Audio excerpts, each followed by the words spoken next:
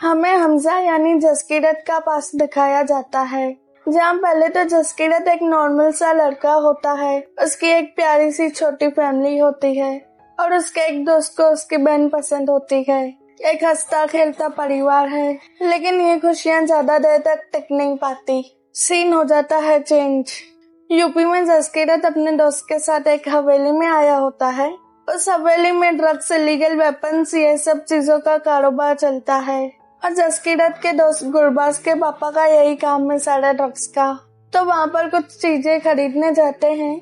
वहाँ एंट्री होती है आतिक अहमद की, जो एक गैंगस्टर और एमएलए है। ऊपर जाके वो आतिक अहमद को सारा सामान का ऑर्डर देते हैं और AK-47 भी मांगते हैं। आतिक उनसे पूछता है, क्यों चाहिए तुम्हें AK-47?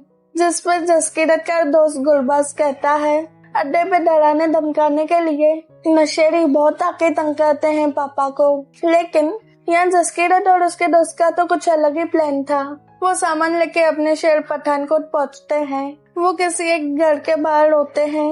गुरबाज जसकीरत को कहता है, तुम्हें पक्का है ना तुम्हें ये करना है? जसकीरत उसे कहता है, अगले जन्म देश के लिए काम आऊंगा, ये जन्म मेरा परिवार के लिए है।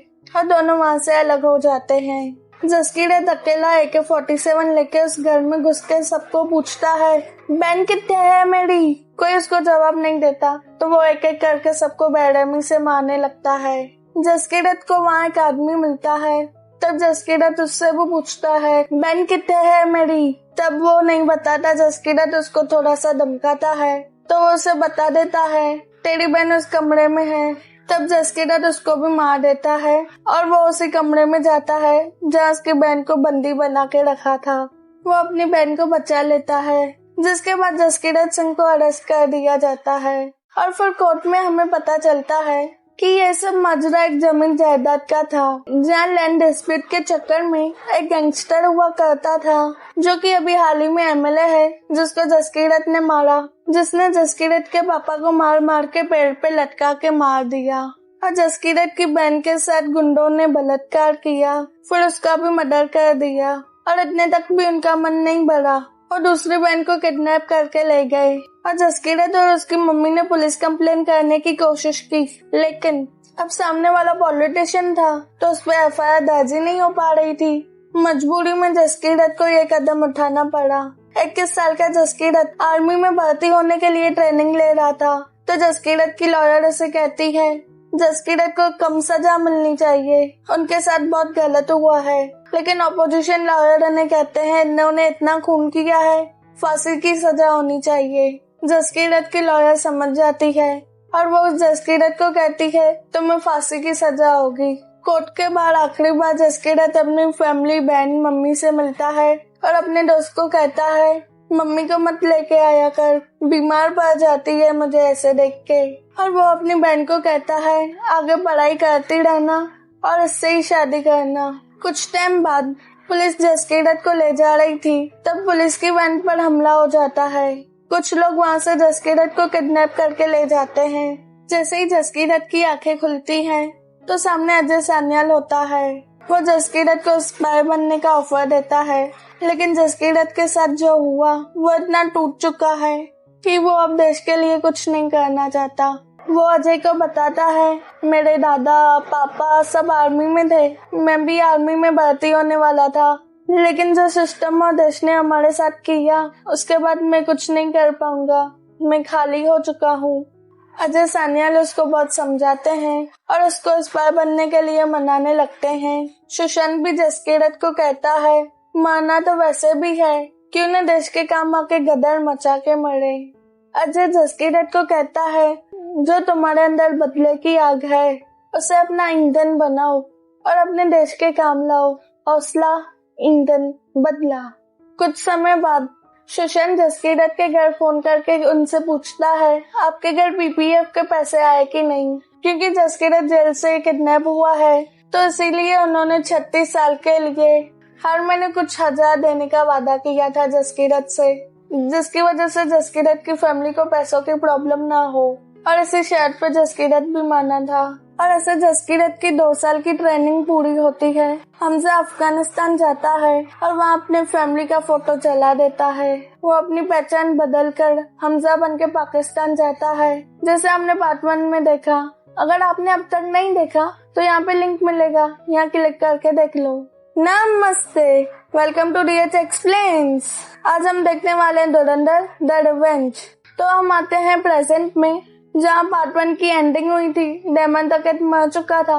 पार्ट 2 की स्टार्ट में हमें दिखाते हैं रेमन को दफनाने के लिए उनका शौक मनाया जाता है। दूसरी तरफ अरशद पप्पू इतना खुश था कि वो खुद ही अपने आप को लियारी का बादशाह घोषित कर देता है। दूसरी तरफ मेजर इकबाल और एसीपी असलम बात कर रहे होते हैं। मेजर उससे पूछता है, तुमने रेमन को क्यों मारा? असलम उसे कहता है, मैंने बड़े साहब के कहने पे उसको मारा, क्योंकि बड़े साहब का छोटा भाई जिसका नाम नूरा था, उसने एक जगह पे अपना कब्जा बना लिया था। असल में वो जगह रेमन के साले की थी। रेमन ने उसे कहा जगह खाली करो, लेकिन नूरा माना नहीं। बड़े साहब ने गुस्से में आकर रेमन को गालियां देने लगी और रेमन को ये बात बिल्कुल बर्दाश्त नहीं हुई और गुस्से में उसने नूरा को पकड़ लिया। बड़े साहब ने उसको फोन की, मिन्नतें की, मेरे भाई को छोड़ दो, लेकिन वो कहाँ मानने वाला था। उसने फोन चालू रख के ही नूरा को मार दिया। तब से ही वो बड़े साहब की नजरों में था। तब वहाँ बहुत लोग पति पत्नी को बहुत मारते हैं। असलम मेजर से पूछता है, ये क्या हो रहा है? तब मेजर उसे बताता है, जो जहूर मिस्त्री था ना, हाईजैक वाला, उसको उसकी दुकान पसंद आ गई। ये देने को तैयार ही नहीं था। फिर पता करवाया तो सिक निकला। फिर क्या था, हमने अफवाह फैलवा दी। काफिर कुरान की बेइज्जती कर रहा था। फिर क्या होना था, सब लोगों को गुस्सा आया और ये मार खा रहा है और वो लोग उन्हें जिंदा जला देते हैं। उजैर बलोच बहुत गुस्से में था। उसने कसम खा ली थी वो असलम का गला काट के ही रहेगा। हमजा उसे पकड़ के समझाता है, अभी दिमाग से सोचने का वक्त है। और फिर वो रिजवान को बुलाता है, ये भी एक इंडियन स्पाई है। तो रिजवान आके बताता है, अरशद पप्पू ने एसीपी असलम को लोकेशन दी थी रहमान भाई की। तो हमजा उजैर को समझाता है, पहले हमें अरशद पप्पू को मार के पूरी लियारी पे राज करना होगा और उजैर को ही उस गद्दी पे बैठना पड़ेगा। बलोचों का नाम वापस से रोशन करना पड़ेगा। फिर क्या, चालू मौत का नंगा नाच, जहाँ हमें लियारी गैंग ब्लास्ट दिखाए जाते हैं। पूरी लियारी तहस नहस हो जाती है, जहाँ अरशद को सारी जगह ढूंढा जाता है, लेकिन वो कहीं भी मिल ही नहीं रहा था। जमील एसीपी को फोन करके कहता है, सिक्योरिटी टाइट रखना, ऐसा ना हो अरशद यहाँ से भाग निकल जाए। और उसके बाद वो अरशद को फोन करके कहता है, असलम तुम्हारे पीछे ही पड़ा है, यहाँ से भाग जाओ। लेकिन वो नहीं मानता। अरशद पप्पू अंडरग्राउंड था। फिर जब अरशद पप्पू नहीं मिल रहा होता तो हमजा उजैर को कहता है, एक काम करते हैं, पूरे इसके इलाके को जला देते हैं, फिर तो निकलेगा ना अरशद पप्पू अपने बिल से। और होता भी कुछ ऐसा है, जब अरशद पप्पू के सारे अड्डे जल रहे होते हैं तो वो जमाली को फोन करके हेल्प मांगता है। जमाली उसे कहता है, तू एक काम कर, तो अपना सामान बांध, मैं अपनी लाइट वाली गाड़ी भेज रहा हूँ, किसी की हिम्मत नहीं होगी तुम्हें पकड़ने की। तू मेरी दूध वाली फैक्ट्री में जाकर छुप जाना और जब बंदोबस्त होगा मैं तुम्हें कराची से निकलवा दूंगा। लेकिन होता उल्टा ही है। जैसे ही अरशद पप्पू जमाली के दूध की फैक्ट्री पे पहुंचता है, अंदर हमजा और उजैर बलोच अपने गैंग के साथ उसकी फील्डिंग सेट करके बैठे हुए थे। फिर होना क्या था, उजैर बलोच उसके ही सामने उसके आदमी को मार देता है और अरशद को बहुत मार मार के अपनी गाड़ी से बांधकर पूरी लियारी की सड़कों पे घुमाने लगता है। और फिर उजैर अरशद पप्पू का सर दर्द से अलग कर देता है, उसके सर से फुटबॉल खेलता है। हमजा उसका छुपके से वीडियो निकाल रहा था। ये वीडियो पूरे पाकिस्तान में वायरल हो जाता है। ये न्यूज पाकिस्तान के प्रेसिडेंट जवारी साहब तक भी पहुंच जाती है। तो वो मीटिंग में सबको बुलाते हैं, जहाँ पर मेजर इकबाल, एसीपी असलम, जमील जमाली भी आते हैं और वो उनसे पूछते हैं, अब हमें क्या करना चाहिए। जिस पे असलम कहता है, यूनिवर्सिटी में से 3-4 बलोच लड़कों को उठाते हैं और उनका एनकाउंटर कर देते हैं कि ये एंटी नेशनल थे। पूरी न्यूज में उनकी खबर छपेगी और इससे हमारा मैटर दब जाएगा। और सब ये प्लान के लिए मान जाते हैं। जवारी कहता है, उजैर को भी मरवा दो, लेकिन जमील कहता है, उजैर को नहीं मार सकते वरना पूरा लियारी जल जाएगा। इससे अच्छा है हम उजैर को एटीए के हवाले कर दें, फिर वो जेल में जाके कैसे भी मरे, हमें क्या। और उसके लिए भी सब मान ही जाते हैं। और ये बात बताने के लिए जमील उजैर को कहता है अपना बैग बांध और यहाँ से निकल। उजैर यहाँ से जाने के लिए नहीं मानता।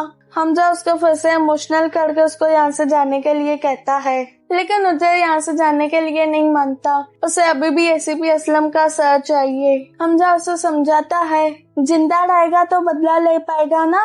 उजैर ये बात सुन के जाने के लिए मान जाता है। दूसरी तरफ यूनिवर्सिटी से 3-4 बलोच लड़कों को उठाया जाता है। उसमें से एक लड़का वही आजाद बलोच फोर्स का जो लीडर था ना शिरवानी, उसका पोता होता है। दूसरी तरफ उजैर पाकिस्तान छोड़ के दुबई चला जाता है, लेकिन यहाँ हमजा उजैर के साथ डबल गेम खेल रहा था। वो अपनी इंडियन इंटेलिजेंस को बताता है उजैर यहाँ से निकलेगा और उसकी पूरी इंफॉर्मेशन देता है और वो उसे पकड़ लेते हैं। यहाँ पाकिस्तान में एसीपी असलम सारे लड़कों को जान से मार देते हैं और उनको एंटी नेशनल दंगा फसाई करने वाला घोषित कर देते हैं। और अब यहाँ लियारी में कोई भी गैंगस्टर ही नहीं बचता। ऐसे बनता है हमारा Hamza Ali Mazari, the king of Lyari. अब जवारी ने जैसा सोचा था वैसा बिल्कुल भी नहीं हुआ और इस बात का अंदाजा हमजा को पहले से ही लग जाता है। वो जमील और जावेद को समझाते हुए कहता है हमें पार्टी छोड़नी पड़ेगी और अपने ऑपोजिशन से हाथ मिलाना पड़ेगा, क्योंकि अब सरकार पलटने वाली है। और वो लोग पहुंचते हैं सीधा ऑपोजिशन लीडर के घर यानी नवाब के घर और वो उसे फंडिंग और लियारी का सपोर्ट भी ऑफर करते हैं। हम जब शिरवानी के पास जाता है तब हमें पता चलता है यालीना प्रेग्नेंट है और इसी खुशी में हमजा यालीना को एक बड़े से बंगले में लेके जाता है और यालीना के हाथ में चाबी देके कहता है ये हमारा नया घर है। और कुछ टाइम बाद हमजा और यालीना को लड़का होता है और दूसरी तरफ नवाब की पार्टी इलेक्शन जीत जाती है। इतनी सुर्खियों में चलने की वजह से हमजा पर नजर पड़ती है एक मिस्टीरियस मैन की, जो कि और कोई नहीं बल्कि बड़े साहब होते हैं। दूसरी तरफ अजय सान्याल बहुत खुश होते हैं। वो कहता है मेरा बब्बर शेर। पाकिस्तान में मेजर इकबाल अपने घर जाता है। मोदी जी 2014 में अपनी पीएम पद की शपथ ग्रहण कर रहे थे और मेजर इकबाल की लड़की स्पेशल चाइल्ड है। इस बात से मेजर इकबाल के पिता को बड़ी नफरत होती है। फिर उसका बाप उसे बहुत कुछ सुनाने लगता है, तो ऐसे कुछ नहीं हो रहा, हिंदुस्तान में सरकार पलट गई। वो मेजर इकबाल को गालियां देने लगता है और कहता है क्या हुआ, तुमने तो कहा था तुम्हारे चुने हुए लोग आएंगे, तुम लोगों से कुछ नहीं होगा। जो हम लोगों ने 1971 में किया तुम कुछ नहीं कर पा रहे। और वो उसे बहुत सारी गालियां देने लगता है। तब मेजर को फोन आता है और वो वहाँ से चले जाता है। मेजर हमजा को बुलाता है और उसे कहता है बड़े साहब तुमसे मिलना चाहते हैं। हमजा ऐसे एक्टिंग करता है जैसे उसको पता ही नहीं कौन बड़े साहब। मेजर उसे कहता है चलो मिलवाएंगे तो देख लेना कौन है बड़े साहब। सब लोग बड़े साहब के बंगले में पहुँचते हैं। माहौल थोड़ा सा रंगीन था, लेकिन ऊपर जाने पर पता चलता है बड़े साहब असल में और कोई नहीं दाऊद अब्राम है। दाऊद के पास कई लोग बैठे हुए होते हैं। उसकी तबीयत बहुत ज्यादा खराब होती है। दाऊद जावेद को कहता है यूपी हमारे हाथ से नहीं जानी चाहिए। अगर वहाँ कोई ईमानदार आके बैठ गया तो यूपी हमारे हाथ से गई। वहाँ इलेक्शन जीतने के लिए फर्जी 60,000 करोड़ इंडिया में भेज दो और इलेक्शन पलट दो। फिर दाऊद हमजा को कहता है हमारे यहाँ हर मुसलमान को अपनी ईमानदारी का सबूत देना पड़ता है, चाहे वो फिर इंडिया का हो या पाकिस्तान का। फिर वो मेजर को कहता है पंजाब में भारी मात्रा में ड्रग्स चालू करवाओ, जिसपे हमजा पहले तो मना करता है कि वो ड्रग्स का धंधा नहीं करता, जिसपे दाऊद कहता है करना ही पड़ेगा मुसलमानों के लिए लॉयल्टी प्रूफ करने के लिए। जिस पर मेजर इकबाल उसे समझाता है और पंजाब से कुछ लोग आने वाले हैं जो हमसे ड्रग्स लेके पंजाब में बेचते हैं और उससे जो भी प्रॉफिट हुआ हम उसे बंदूकें खरीदते हैं और इंडिया में टेररिज्म फैलाएंगे। ऐसे ही उनके पैसों से हम उनके ही देश को बर्बाद करते हैं। फिर ये सारी इंफॉर्मेशन हमजा आलम को देता है, लेकिन उन्हें पता लगता है पाकिस्तान ने एक और टेररिस्ट अटैक किया है इंडिया पे। फिर हमजा पहुंचता है एयरपोर्ट पे उन लोगों को लेने के लिए जो इंडिया से आने वाले थे ड्रग्स खरीदने के लिए, लेकिन ये देख के हमजा हो जाता है हैरान। जो ड्रग्स लेने आए थे उनमें से एक आदमी वो था जो हमजा का बेस्ट फ्रेंड था, पिंडा, यानी जसकीरत की बहन की शादी भी हुई थी। अब यहाँ पे हमजा पैनिक होने लगता है, लेकिन इस बात को 13 साल बीत चुके हैं और हमजा अपना लुक भी बदल चुका है, तो वो ये समझ जाता है उसका दोस्त पिंडा उसे पहचान नहीं पाएगा और ऐसा ही कुछ होता है, उसका दोस्त उसे नहीं पहचान पाता। फिर पिंडा कार में बैठ के जावेद को पूरे ड्रग्स की लिस्ट देता है, वो बहुत ज्यादा होते हैं। फिर सीधा हमजा उनको लेकर मेजर इकबाल के पास पहुँचता है। वहाँ ड्रग्स टेस्टिंग के लिए जहूर था, वही कांदार हाईजैक वाला। तब हमजा उसे ध्यान में रख लेता है। फिर पिंडा एक एक करके सब ड्रग्स ट्राई करके ओके करता है और उसकी वैल्यू 12 करोड़ तय होती है। ये ड्रग्स जब इंडिया में बिकेंगे तब उसकी वैल्यू होगी 150 करोड़। फिर डील लॉक की जाती है। फिर पिंडा कहता है पाकिस्तान आया हूँ, थोड़ी तो मौज मस्ती करवाओ। इस चीज की जिम्मेदारी मेजर इकबाल हमजा को देता है। फिर रात में हमजा अपने घर पे पार्टी रखता है। फिर पार्टी में सब आते हैं, जमाली, असलम, आलम चाचा। वहीं आलम चाचा पता नहीं क्यों हमजा को एक अजीब सी रिंग देते हैं, वो रिंग हमजा अपने पास ही रख लेता है। वहीं पार्टी में एसीपी हमजा और जमील को बताता है उसे दुबई से 2 दिन में छूटने वाला है और पाकिस्तान आने वाला है, तो सोचा तुमको बता दूं। और वो उन्हें बताता है मेरी नवाब के साथ बात हो गई है, एयरपोर्ट पे उतरने के बाद उजर का काम तमाम कर देंगे ताकि लियारी में कुछ भी ऊंच नीच ना हो। और वो हमजा को यह भी कहता है तुम्हारी गैंग में अभी भी उजर के चाहने वाले हैं, तुम वो संभाल लेना वरना बाद में तुम्हें ही तकलीफ आएगी। और फिर पिंडा हमजा से कहता है बाथरूम लेके चलो मुझे। बाथरूम में भी पिंडा अपने नशे चालू कर देता है और अचानक से हमजा को कहता है घर की याद नहीं आई तुझे जस्सी।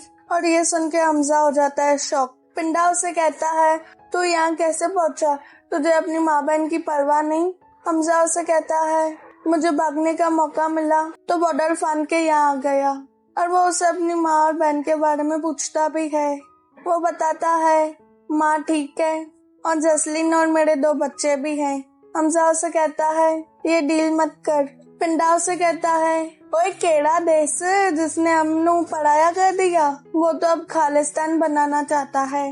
वो जसकीरत को भी कहता है शर्म कर, जिस देश ने हमारे साथ ऐसा किया तू इधर स्पाई बन के बैठा है। और दोनों की बहुत बहस होने लगती है और वो हाथापाई करने लगते हैं। पिंडा हमजा के आंख में एक इंजेक्शन घुसाने की कहता है, हमजा खुद को बचा लेता है और वो इंजेक्शन पिंडा के आंख में घुस जाती है और नीचे गिर जाता है और बाथटब से टकरा के उसकी वहीं मौत हो जाती है। फिर हमजा दुख में बाहर निकल कर पीने लगता है और नशे में बहुत नाचने लगता है। फिर अचानक से अंदर से चिल्लाने की आवाज आती है और वहाँ पर सारी भीड़ इकट्ठा हो जाती है। तो वहाँ पर आलम चाचा ने पिंडा की मौत अपने सर पे ले ली थी। फ्लैशबैक में हमें दिखाया जाता है जब पिंडा मर गया था तो हमजा वहीं रुका था ना इतनी देर। तब आलम चाचा उसे ढूंढते हुए बाथरूम में आते हैं। आलम चाचा उसे कहते हैं तू जा, मैं अपने हिस्से की ड्यूटी कर चुका हूँ। हमजा नहीं मानता। आलम चाचा उसे कहता है एक बड़ेली के चोर के लिए इतना कर, कोई मुझे याद रखे ना रखे, तू मुझे याद रखेगा तो मुझे बहुत अच्छा लगेगा। आलम चाचा जबरदस्ती हमजा को वहाँ से भगा देते हैं और एक कत्ल अपने सर पे ले लेते हैं। अब आते हैं प्रेजेंट में। हमजा को पता था आलम चाचा पकड़े गए तो उनको बहुत टॉर्चर किया जाएगा, इसलिए हमजा उसे गोली मार देता है और नशे में और गुस्से में बहुत बड़बड़ाने लगता है और रिजवान को कहता है इन दोनों को जला देना। यालीना हमजा के कान के पीछे खून देख लेती है, जो लड़ाई में उसको चोट लग गई थी ना। हमजा बहुत दुखी हो जाता है और वो आलम चाचा की याद में उसकी फेवरेट चाय की दुकान पर जाके चाय पीता है। अब असलम और उमर को हमजा पे शक होने लगता है। हमजा बेवजह किसी को ऐसे मारता नहीं, तो इसे क्यों मारा।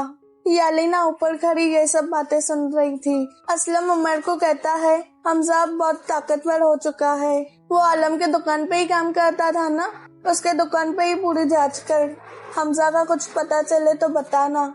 ये सुन के यालीना भी अपने घर पे जांच करने लगती है। जहाँ उसे मिलती है हमजा की वो डायरी जिसमें उसने सबके नाम लिखे हुए थे। फिर जब हमजा रात में घर पहुँचता है तो यालिना उस पर सीधा गन तान देती है, लेकिन हमजा उसे समझाने की कोशिश करता है कि इंडिया की दुश्मनी तुमसे या तुम्हारे आवाम से नहीं है, बल्कि तुम्हारे देश के ISI वालों से है, क्योंकि उन्होंने कई हजारों बेगुनाहों को मार दिया और वो आतंकवादी तो पाकिस्तान के लिए और ज्यादा खतरनाक है। जिस पर यालिना थोड़ा बहुत समझ जाती है। वो कहती है, तुम्हारे चक्कर में मेरे बेटे को कुछ भी नहीं होना चाहिए। तुम्हें जो करना है जल्दी करो, क्योंकि असलम को तुम पे शक हो गया है। फिर हमजा अगले दिन बलोच फोर्स के लीडर के पास पहुंचता है और उन्हें हमदर्दी जताते हुए कहता है, ज्यादातर निर्दोष बलोच और तुम्हारे पोते को ACP ने ही मारा था और अब वो उजर के पीछे भी पड़ा है। हमें ACP को मारना ही पड़ेगा। लेकिन इस बात की खबर ACP असलम तक पहुंच जाती है कि हमजा श्रेणी से मिलने गया था, जिस पर असलम समझ जाता है हमजा उसको अब मारने की कोशिश करेगा और उसी दिन उजर भी एयरपोर्ट पे आने वाला था। फिर हमजा घर पहुंच के असलम को कॉल करके कहता है, प्लान में थोड़े चेंजेस हैं, रास्ता बदलना पड़ेगा उजर को लाने के लिए, क्योंकि जिस रास्ते से तुम जाने वाले थे वहाँ उजर के लोग पहले से ही रुके हैं। असलम को लगता है हमजा झूठ बोल रहा है। जिस रास्ते से हमजा ने जाने के लिए कहा था वो उस रास्ते हैदर को भेज देता है, क्योंकि उसे लगता है हैदर ही मरेगा, मैं नहीं। और वो खुद उस रास्ते से जाता है जहाँ से हमजा ने मना किया था। वो हमजा को उठाने के लिए जाता है। जो लड़का ACP को मारने वाला था वो टास्क फोर्स ऑफिस के बाहर ही बैठा था और वो देख लेता है असलम हमजा के घर के लिए निकल रहा है, तो वो सीधा हमजा को फोन करके ये बात बता देता है। फिर रास्ते में असलम कहता है, उमर के लिए बड़ा गुलदस्ता भिजवा देना, शहीद होने वाला है बेचारा। और इतने में हमजा ACP को कॉल करता है और वो उससे कहता है, मुझे अफसोस होगा, आप हमारा कुछ नहीं बिगाड़ पाए।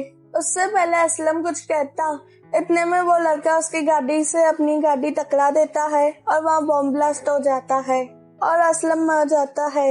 हमजा जमाली को कहता है, ACP के लिए बड़ा गुलदस्ता लेके जाना।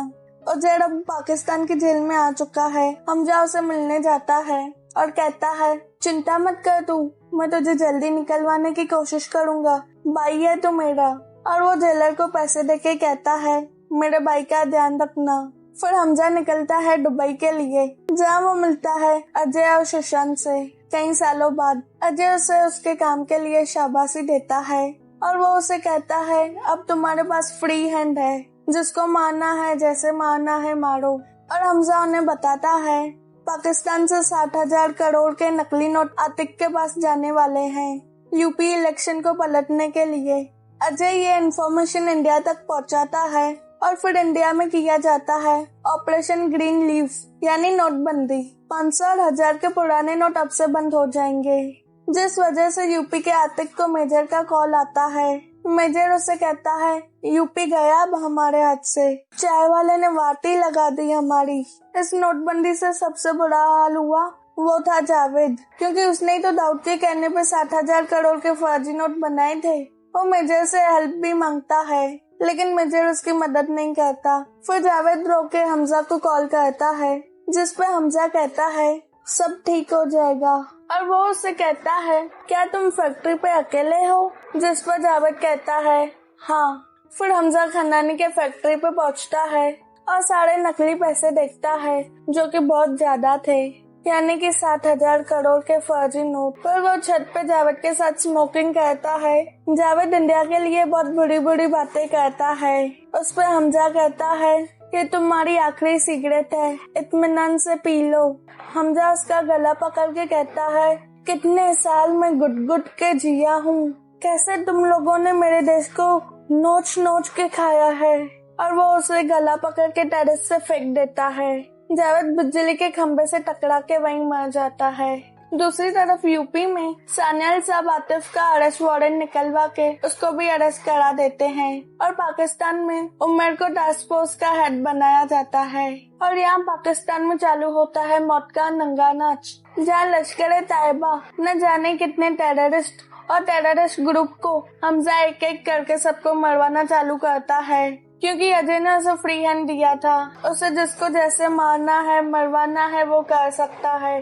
और ऐसे ही रोड फायरिंग में 20-25 लश्कर तैयबा और ISI वालों के लोग मर जाते हैं। हमजा जहूर मिस्त्री के पास भी पहुंचता है। शानदार हाईजैक के वक्त जहूर ने अजय से कहा था, पड़ोस में ही रहते हैं हम, गूदे भर का जो लगा लो, बिगा लो जो बिगा सकते हो। पहले तो हमजा उसे बहुत मारता है, फिर वो अजय सान्याल को वीडियो कॉल करता है। सान्याल जहूर को कहता है, गूदे भर का जोर नहीं लगाना पड़ा, ऐसे ही बैठे बैठे काम हो गया। फिर वो जहूर को कहता है, हाईजैक में एक बात अधूरी रह गई थी, बोलो भारत माता की। वो नहीं बोलता, हमजा उसे डराता है तो वो कहता है, जय जय भारत माता की जय, मुझे छोड़ दो। तब हमजा उसे गोली मार देता है। फिर अजय सान्याल बहुत खुश होता है, अभी जाकर बदला पूरा हुआ। फिर हमजा को इकबाल फोन करके कहता है, बड़े साहब ने तुम्हें याद किया है। फिर हमजा आलम चाचा की दी हुई रिंग निकालता है, उसमें एक लिक्विड पॉइजन है। अगर वो लिक्विड किसी भी इंसान के स्किन के साथ कांटेक्ट में आ जाए तो एक स्लो पॉइजन का काम करता है। वो किडनी लंग्स हार्ट को अटैक करने का काम करता है। हमजा यही लिक्विड यूज करने का सोचता है दाऊद इब्राहिम पर। फिर वो दाऊद के पास जाता है जहाँ टीवी पे न्यूज चल रही होती है कि बाबरी मस्जिद का फाइनल फैसला आ चुका है, अब वो जमीन राम मंदिर के लिए दे दी गई है। ये सुन के दाऊद को बहुत गुस्सा आता है। दाऊद मेजर को कहता है, लश्कर तैयबा की नई टुकड़ी तैयार करो और आतिक को कहो इस बार 4-5 नहीं 40-50 मुजाहिदीन यानी टेररिस्ट आ रहे हैं। आतिक जेल में है, लेकिन जब तक आतिक इंडिया में है, चाहे जेल में हो या बाहर, पाकिस्तान का काम चलता रहेगा। और ये बात हमजा सुन लेता है। दाऊद हमजा को कहता है, 40-50 मुजाहिदीनों को असला, बम, बारूद, लॉन्चर सब तुम तैयार करके दोगे। हमजा ने वो लिक्विड एक बैंडेज में डाल के अपने हाथ में लगा ली थी, जैसे उसके हाथ में वो लिक्विड ना लगे, और वो दाऊद के पास जाके उसके साथ हाथ मिलाने वाला था। तब दाऊद की हालत बहुत खराब हो जाती है और ना समझा को हटा देती है। इकबाल आतिक को फोन करता है। आतिक उसे बताता है, कल हॉस्पिटल जा रहा हूँ, वहाँ मुझे फेक सर्टिफिकेट बना देंगे और 2 दिन में मेरी बेल हो जाएगी। और ये बात एक जेलर सुन लेता है। और दूसरी तरफ हमजा अपने काम के लिए निकल रहा होता है और वो यालीना को कहता है, हम यहाँ ज्यादा देर तक नहीं रुक सकते, अब मैं जो काम करने वाला हूँ उसके बाद जल्द से जल्द हमें यहाँ से निकलना होगा। वो उसे टिकट्स और वीजा देता है। यालीना हमजा को नहीं जाने देना चाहती, लेकिन हमजा अपना हाथ छुड़वा के चले जाता है। ये चीजें उमर दूर से देख रहा था और हमजा के जाते ही वो मौका देख के उसके घर में घुस जाता है। उसकी टीम भी वहीं होती है। वो हमजा के बेटे पे गन तान के यालीना से कहता है, सच बताओ वरना तुम्हारा बेटा गया। क्या हमजा एक इंडियन स्पाई है? और यालीना अपने बेटे को अपने पास बुला लेती है, जिससे उमर को कंफर्म हो जाता है हमजा एक इंडियन स्पाई है। आतिक पुलिस के साथ था और रिपोर्टर उससे इंटरव्यू ले रहे थे, इतने में कोई उसे गोली मार देता है और ये सारी बातें टीवी पे लाइव आ रही थी। तो पाकिस्तान में भी मेजर और सबको पता चल जाता है आतिक अब मर चुका है। उमर मेजर को फोन करके बताता है, आपका चहीता हमजा एक इंडियन स्पाई है। मेजर अपने घर जाता है, वो बहुत गुस्से में था। उसके सामने उसका पापा आता है और वो मेजर को फिर से नामर्द, निकम्मा, नकारा, पता नहीं क्या क्या कहने लगता है। गुस्से में मेजर उसको पानी में डुबा के मार देता है और गुस्से में मेजर अपने बाल भी काट देता है। हमजा को 40-50 टेररिस्ट को जो वेपन्स देने थे ना, जो इंडिया जाने वाले हैं, हमजा वो वेपन्स लाता है।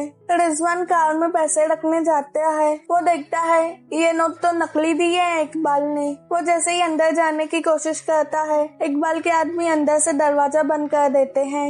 मेजर हमजा को बता देता है, मुझे पता चल गया है तुम एक इंडियन एजेंट हो, और अंदर बहुत लड़ाई होने लगती है।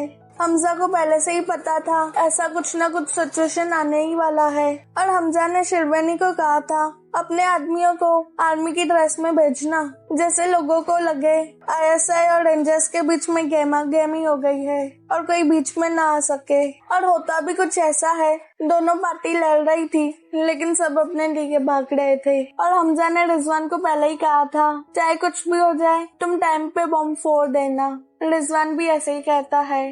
लश्कर-ए-तैयबा और उन रेंजर्स के बीच में बहुत लड़ाई होने लगती है और वहाँ लाशों का ढेर लग जाता है। अंदर हमजा और मेजर बहुत लड़ रहे होते हैं।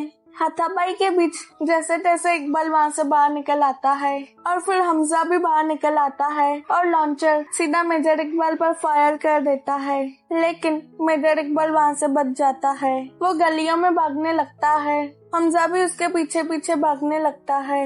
मेजर अपनी जंजीरों से उसका मुंह रौंद देता है और वो उसे धमकियां देने लगता है। पूरे हिंदुस्तान के मर्दों को खस्सी बना देंगे, हर किसी से कलमा पढ़वाएंगे, तुम्हारी औरतों से धंधा करवाएंगे और पता नहीं क्या क्या बोलने लगता है, जिस वजह से हमजा को इतना गुस्सा आता है वो जंजीरों से बाहर निकल आता है। फिर वो जंजीरों में 2 छुरे लगा के मेजर इकबाल को कुत्तों की तरह दौड़ाता है और उसका पैर काट देता है। इकबाल का एक पैर तो कट जाता है, दूसरा लटक रहा था। वो दोनों ट्रेन की एरिया में पहुंच गए थे। हमजा मेजर को एक केरोसिन के टैंकर में डाल देता है और हमजा उस केरोसिन के टैंकर को आग लगा देता है और इकबाल भी वहाँ मर जाता है। वहाँ बैठ के हमजा यालीना को फोन करता है और उसे कहता है, मुझे तुम्हारे मुंह से अपना आखिरी बार नाम सुनना है। वो कहती है, हमजा। हमजा उसे कहता है, मेरा असली नाम जानना चाहोगी? जसकीरत। तो यालीना कहती है, जसकीरत, और दोनों बहुत रोने लगते हैं। हमजा वहाँ फोन कट कर देता है और उमर अपने टीम के साथ आके हमजा को पकड़ लेता है और वो हमजा को बहुत ज्यादा टॉर्चर करते हैं। वहाँ पर AIB का चीफ भी खड़ा होता है। उसको सान्याल साहब का फोन आता है और अजय उसे कहता है, हमजा को अभी के अभी छोड़ दो क्योंकि हमजा तुम्हें कुछ नहीं बताने वाला। लेकिन वो नहीं मानता तो अजय अपना अलग दाव खेलता है। उसे कहता है, एक कहानी सुनोगे? एक पाकिस्तान का बड़ा ऑफिसर इजराइल में अपने ही देश की इंफॉर्मेशन बेच रहा था। अगर ये बात पाकिस्तान को पता चल गई तो उसका क्या होगा? और अजय उसको वीडियो बेचता है। ये आदमी और कोई नहीं, ये चीफ ही था। तो वो चीफ अपने आप को बचाने के लिए तो कहता है, मैं इसको छोड़ तो दूं, अब पाकिस्तान में बात फैल चुकी है, हमने किसी इंडियन स्पाई को पकड़ा है, अब मैं उनको क्या जवाब दूंगा? तो हमजा उसे कहता है, उज़र, मैंने उसको उस दिन के लिए ही जिंदा रखा था। अजय उसे कहता है, हमजा को सिर्फ मार्गिला हिल्स पर भेजो क्योंकि कुछ ही देर में रावलपिंडी से एक प्राइवेट प्लेन उतरने वाला है। तो यहाँ पर हमजा की जगह पर उज्जैन को हिंदुस्तानी स्पाई घोषित किया जाता है। फिर मार्गिला हिल्स पर एक गाड़ी हमजा को फेंक कर चली जाती है और वहाँ पर एक दूसरी गाड़ी आती है जिसमें हमजा चढ़ता है और उस गाड़ी में और कोई नहीं बल्कि जमील जमाली बैठा हुआ था। और यहाँ पर रिवील होता है, जमाली भी एक इंडियन स्पाई है और पिछले 45 सालों से पाकिस्तान पॉलिटिक्स में घुस के बैठा है। अजय ने हमजा को पहले ही कहा था, तुमसे ऊपर पोजीशन में एक कोऑर्डिनेटर बैठा होगा जिसको तुम्हारे बारे में सब कुछ पता होगा, लेकिन तुम उनको जानते भी नहीं और वो आदमी और कोई नहीं, जमीली है। और अब आप सोच रहे होंगे हमजा के लिए अजय को पता कैसे चला, तो आइए वो भी पता करते हैं। जब हमजा ने यालीना से आखिरी बात की तो यालीना अपने पापा को रोके फोन करती है, हमजा को बचा लो, उसको उमर हैदर लेके गया है। ये बात जैसे ही जमील को पता चलती है वो अजय को फोन करके तुरंत ये बता देता है और अजय फिर यहाँ से निकलवा देता है जैसे हमने अभी देखा। जमील हमजा को पासपोर्ट और वीजा देता है, उसमें उसकी फैमिली का भी फोटो था। वो उसे कहता है, बच्चे यालीना और जैन को भूल जा। हमजा जाते जाते कहता है, मुझे एक चीज का हमेशा अफसोस रहेगा कि मैं दाऊद को नहीं मार पाया। जिस पर जमील अपना और दाऊद का जवानी का फोटो दिखाता है और यहाँ वो रिवील कहता है, दाऊद ने एक अपने घर पे पार्टी रखी थी और सबको बुलाया था। जमील ने भी बैंडेज में एक लिक्विड डाल के दाऊद के साथ हाथ मिलाया, जिसकी वजह से दाऊद इतना आज तड़प रहा है और बेड पे पड़ा है। ये सब हमारे जमील साहब की मेहरबानी है। इस बात से हमजा खुश हो जाता है और वो वापस इंडिया आ जाता है और यहाँ रेडी होके अजय से मिलता है, जहाँ अजय उसे कहता है, तुम आराम करो, कल हम ब्रीफिंग के लिए मिलते हैं। फिर यहाँ हमजा यालीना और अपने बेटे की फोटो जला देता है और फिर से वो जसकीरत सिंह रंगी बन जाता है। सुशांत अजय को बताता है, जसकीरत कहीं भी नहीं मिल रहा असल में वो अपने घर पठानकोट के लिए निकल गया था बिना किसी को बताए। जैसे ही वो अपने घर के यहाँ पहुँचता है, वो दूर से अपनी माँ, बहन और उसके 2 बच्चों को देखता है जो कि खुश थे अपनी जिंदगी में। इसी वजह से वो सोचता है कि वो लोग अपने लाइफ में मूव ऑन कर चुके हैं, और अगर जसकीरत वापस गया भी तो जो अब जसकीरत काम करता है उसकी वजह से उसकी फैमिली पर भी खतरा आ सकता है, इसलिए वो उनसे नहीं मिलता। और यहाँ पे लिखा आता है बलिदान परमो धर्म, और हमें दिखाया जाता है कैसे जसकीरत को हमजा बनाया गया, उसको नमाज, कलमा सब पढ़ाने की ट्रेनिंग दी गई, उनका बोलचाल सिखाया गया और उसको हिंदू से मुसलमान लड़का बनाया गया, और उससे फिजिकल बहुत ट्रेनिंग दी गई किसके साथ कैसे लड़ना है। और यहाँ हम प्रेजेंट में देखते हैं उमर चीफ को कहता है तुमने हमजा को छोड़ा, मैं सबको ये बात बता दूंगा। चीफ अपने आदमियों को कहता है उमर को पागल खाने में बंद कर दो, और मूवी यही हो जाती है खत्म।